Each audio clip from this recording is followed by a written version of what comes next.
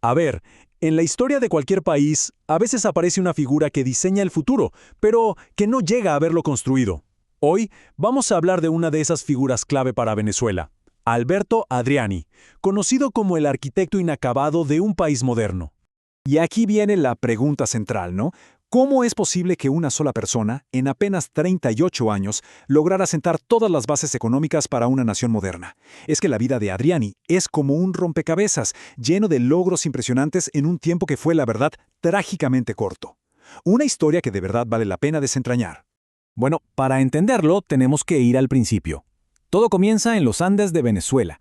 Adriani nació en un pueblito llamado Sea, en el estado Mérida. Era hijo de inmigrantes italianos. Pero desde muy joven estaba claro que su mente y su visión apuntaban a un escenario, mucho más grande que su pueblo natal.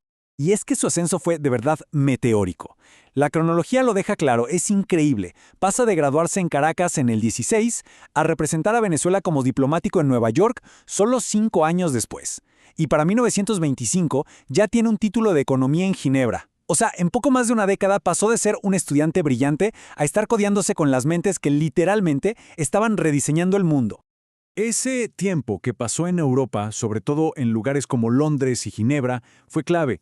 Ahí no solo estudió, sino que, de verdad, absorbió las ideas que estaban revolucionando el pensamiento económico. Estamos hablando de los grandes, Smith, Ricardo, Keynes. Fue ahí donde empezó a darle forma a una visión global para Venezuela, un país que en ese entonces, hay que decirlo, estaba bastante aislado del resto del mundo.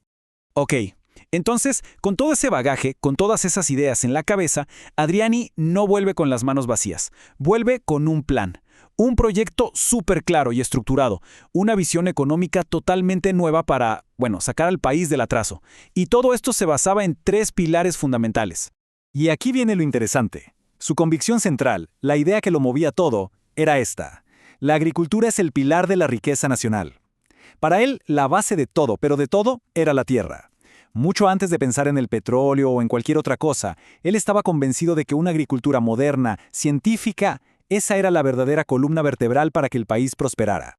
Miren, esta comparación lo deja clarísimo. Él no quería solo mejorar un poquito las cosas, no. Lo que él proponía era una ruptura total, una transformación de raíz. Era pasar de una agricultura basada en la costumbre, en lo que siempre se ha hecho, a una enfocada en la ciencia, en la técnica. Un cambio de mentalidad absoluto. Entonces, ¿en qué consistía este gran plan? Bueno, se apoyaba en 3 pilares que para la época eran súper audaces. Primero, una reforma financiera para poner orden en la casa. Segundo, buscar por todos los medios la eficiencia pública. Y tercero, que esta era quizás su idea más radical, crear lo que él llamaba un Estado técnico. Vamos con el primer pilar. Miren, esto para la Venezuela de la época era algo revolucionario. Adriani fue el primero que dijo, y lo dijo en serio, necesitamos un banco central. La idea suena simple hoy, pero en ese momento era súper poderosa. Crear una institución para organizar el crédito, la moneda y por fin darle estabilidad a la economía del país. Luego, el segundo y tercer pilar, la eficiencia pública, significaba, gastar con cabeza, con austeridad, analizar rigurosamente las finanzas. Y el Estado técnico, que era su gran apuesta, proponía un gobierno donde la gente con conocimiento técnico, los expertos, tomaran las decisiones importantes, en lugar de la política tradicional. Básicamente que los más capaces estuvieran al mando. Claro que las ideas, por muy buenas que sean, necesitan una oportunidad para llevarse a la práctica, ¿no? Y esa oportunidad llegó. Con el fin de la larguísima era de Juan Vicente Gómez, de repente se abrió una ventana para nuevos liderazgos y, lo más importante, para nuevas ideas. Y si tenemos que ponerle una fecha a ese momento, es esta, 1936. Ese es el año clave. El año en que todas esas teorías que Adriani había pensado y desarrollado en el extranjero, por fin se encontraron cara a cara con la realidad del poder en Venezuela. Fue durante el gobierno del presidente López Contreras que a Adriani lo llaman a la acción. Y no para cualquier cosa, lo nombran el primer titular del Ministerio de Agricultura y Cría. Imagínense, y poco después lo ponen al frente del Ministerio de Hacienda. Desde ahí, desde el corazón del poder, empezó a implementar una por una las reformas con las que tanto había soñado. Y es justo aquí, justo en el momento en que todo parecía ir hacia adelante, en el punto más alto, que esta historia da un giro completamente abrupto y trágico. Su visión, su legado, aunque fue fundamental, quedó, pues eso, inacabado. Vencemos en esto. En agosto de 1936, en la mismísima cúspide de su influencia, con todo el poder para ejecutar sus planes y la visión para guiar al país, Alberto Adriani murió. Así, de repente. Tenía solo 38 años. 38. Vale la pena dejar que ese número resuene un poco.